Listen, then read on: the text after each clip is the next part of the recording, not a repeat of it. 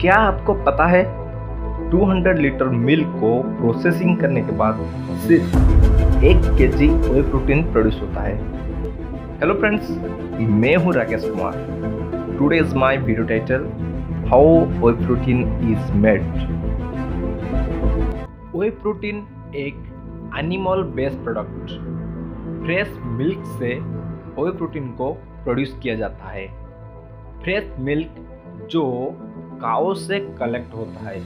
Literally the quality of whey protein depend upon quality of milk. So cow farming को ज़्यादा importance दिया जाता है, but more expectation is dangerous for health. ज़्यादा milk production के लिए काउस को growth hormone and antibodies inject किया जाता है। मेक श्योर कंपनी जो मिल्क व्हे प्रोटीन बनाने के लिए यूज करता है वो मिल्क ग्रास फीड काउ से कलेक्ट होना चाहिए।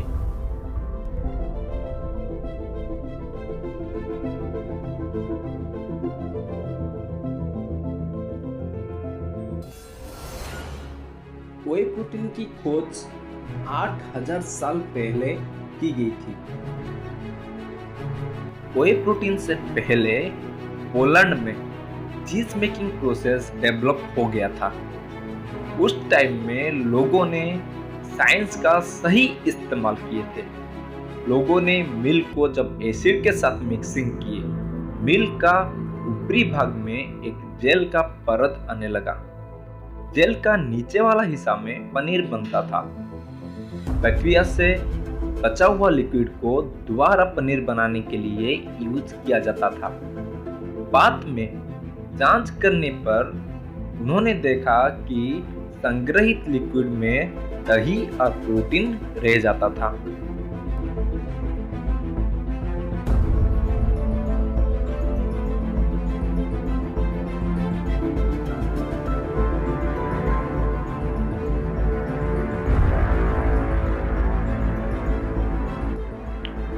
मिल्क में दो तरह की प्रोटीन पाया जाता है। कुछ प्रोटीन कैसिन फॉर्म में और कुछ प्रोटीन व्हे फॉर्म में पाया जाता है, जिसको व्हे प्रोटीन बोलते हैं। कैसिन प्रोटीन बनाने के लिए मिल्क में रेनिन यूज किया जाता है। रेनिन एक तरह का एंजाइम जो कुछ एनिमल की स्टोमक में पाया जाता है।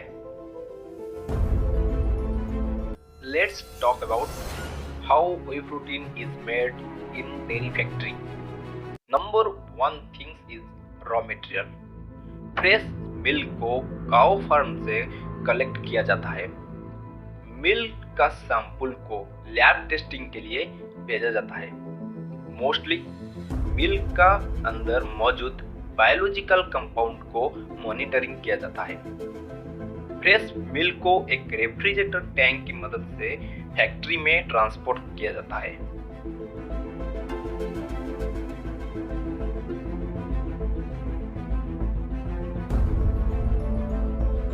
सबसे पहले मिल्क को फैक्ट्री के अंदर पैस्चराइजेशन किया जाता है। बेसिकली 3 तरह की पैस्चराइजेशन प्रोसेस यूज किया जाता है।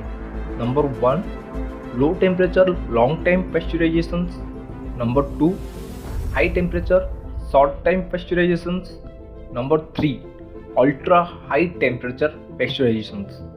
पैस्चराइजेशन प्रोसेस में specific temperature and specific time में मिल्क को हीट किया जाता है। इस प्रोसेस के दौरान मिल्क में मौजूद बायो ऑर्गेनिज्म एंड बैक्टीरिया को डिस्ट्रॉय किया जाता है। पैस्चराइजेशन प्रोसेस के बाद मिल्क को सेंट्रीफ्यूगल सेपरेशन किया जाता है। इस प्रोसेस में सेंट्रीफ्यूगल फोर्स का यूज किया जाता है। मिल्क के अंदर मौजूद क्रीम को रिमूव किया जाता है। क्रीम रिमूव करने के बाद रेस्ट मिल्क को स्किम मिल्क कहा जाता है। मोस्टली सेपरेशन प्रोसेस में फैट एंड लैक्टोज को रिमूव किया जाता है। सेंट्रीफ्यूगल सेपरेशन के बाद स्किम मिल्क को माइक्रो फिल्ट्रेशन किया जाता है। ये एक तरह का प्यूरिफिकेशन प्रोसेस है। इस प्रोसेस में मेम्ब्रेन फिल्ट्रेशन मेथड का यूज किया जाता है। मोस्टली स्किम मिल्क से लैक्टोज, फैट और कुछ अदर पार्टिकल को सेपरेट किया जाता है। 0.2 माइक्रोन से भी कम साइज पार्टिकल को इस मेम्ब्रेन से डिस्चार्ज किया जाता है।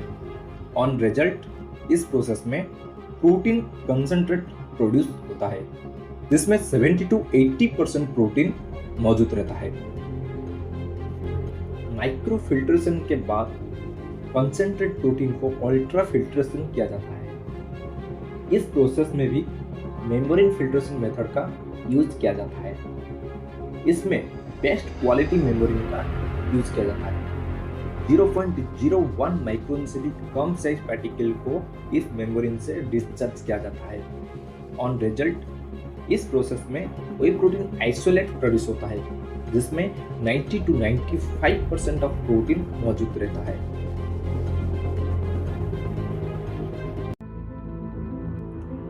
दो तरह से प्रोटीन को सेपरेशन किया जाता है।